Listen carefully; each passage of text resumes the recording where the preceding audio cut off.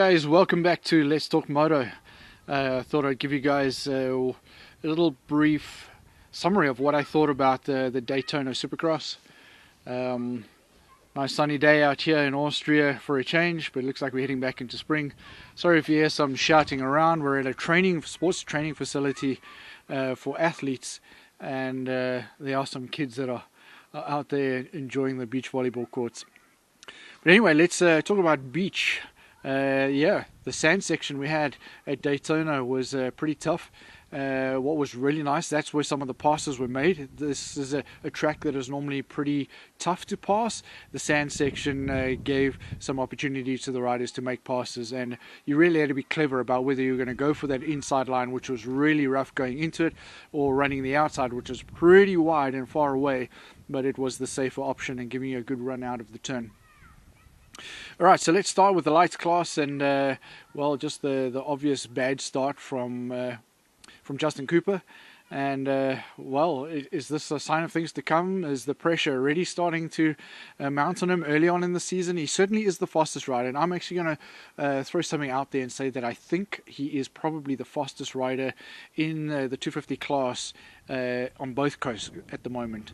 I think it'll be a pretty good race amongst all the star racing guys, but I think Justin Cooper is the fastest guy. But does that mean he's going to bring home a title? Well, that's another thing. He has been the number 2 guy for quite a while, and he really has to progress to this champion mentality, and where he gets on the line expecting to win and does it time and time again. It's really something else. Pretty much after the second big mistake in the race, I saw a different kind of Justin Cooper. He got really aggressive and really charged, and although he was coming through the field, I would have liked to have seen his lap times, because this is probably the hardest I've seen him push in a long time. Normally a guy that's very in control, very smooth, and just uses his talent to be so fast. But here he got aggressive, he started pushing hard, scrubbing, staying low, doing everything he needed to get up to the front. And I think he managed a good salvage at the end, but pretty much brought on that result himself. He's going to have to figure things out and go from there. Hats off to McAdoo for taking his first win. Looked solid all day, and I think it was, if it wasn't for Justin Cooper's mistakes, he was on for a win anyway. So well done to McAdoo.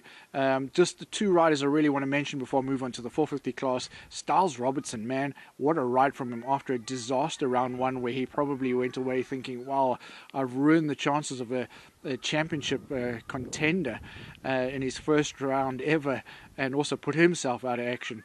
And then comes back, leads the race, and finishes a solid second. So great job there for the Husqvarna rider, and I think more to come. This is it would have given him a heap of experience, and if he gets himself a good start again, he knows he can run up there. And then Pierce Brown, what a comeback. The Gas rider just looks super smooth. I love his riding style. It's impressive to watch, and a solid podium position, and I think that this is where we're going to find him more and more often. I think he's looking really solid. He's already had a year in the 250 class, and I think that he's going to be a podium guy for the rest of the season. So good job from them. Moving on to the 450 class. Interesting to watch what's been going on, especially the start line. The starts have become so important this year, and everybody's worked on their jump. So pretty much the top guys have decided to starting away from each other. The only thing that is happening is Cooper Webb is starting to play some mind games with Ken Roczen, and starting right with him there, trying to get in his head.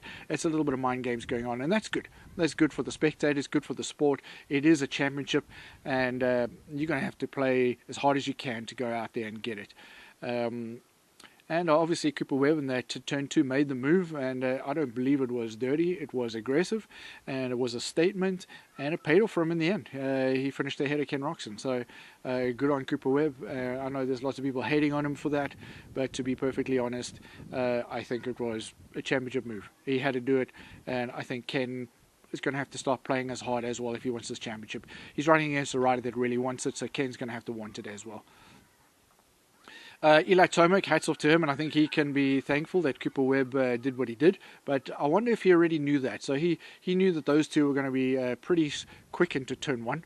They were going to force each other a little wide, and if he could get in there in a decent position, he might be able to go through on them on the inside, which is exactly what he did. So that paid off well for him. So once Eli Tomac saw that open gap,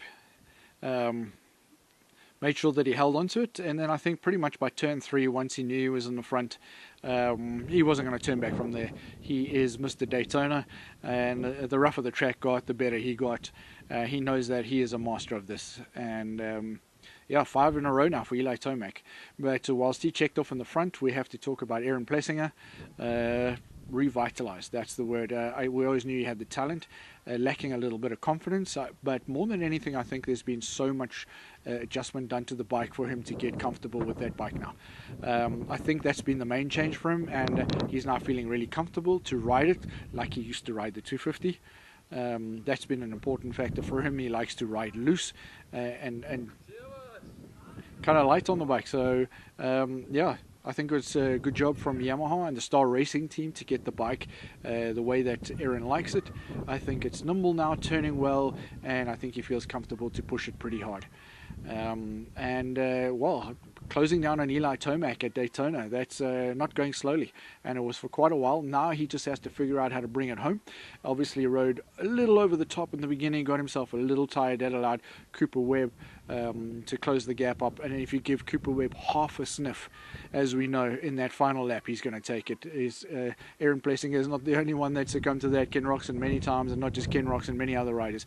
Cooper Webb may not be the fastest rider on the track all the time, but he's the fastest rider on the track on the last lap, and in fact the last couple of laps. So you got to be strong all race long to make sure that you can beat Cooper Webb. And I think that was a little bit what happened to Ken Roczen. He had the pace on Cooper Webb, just couldn't make the pass, and when it got to that stage of the race, 5 laps to go or so, when you've really ridden, Ken had to ride hard to get to that position. Did he have the energy to force the pass? And he would have had to force the pass. Well, he tried a couple of times, but Cooper Webb just had that energy in reserve to keep it up there. And in fact, what a result then to sneak one more position and just add salt to the wind there of Ken Roczen. So yeah, just Ken Roczen didn't lose too much, and I think he can be happy that he holds on to the red plate, but he knows the race is on now. Cooper Webb, I think, has the little bit the mental edge going into the next 3 rounds. Obviously going to also be some kind of a rougher outdoor supercross track coming in over the next 3 rounds, so we'll have to see who that favors or suits. If Eli Tomac can go on a bit of a run, well, that's going to really turn up the championship a little bit. So super interesting Daytona as always. I love it. I know that the riders don't particularly. I think it can get a little dangerous because of the speeds and how rough it gets for a supercross track, but it's always entertaining for us to watch, and it certainly does throw a few curveballs in there, and we often see new riders come to the fore. We've seen Brayton win there, Marchbanks. Riders have really had their breakout rides at Daytona because anything can happen there. Looking forward to the next 3 rounds.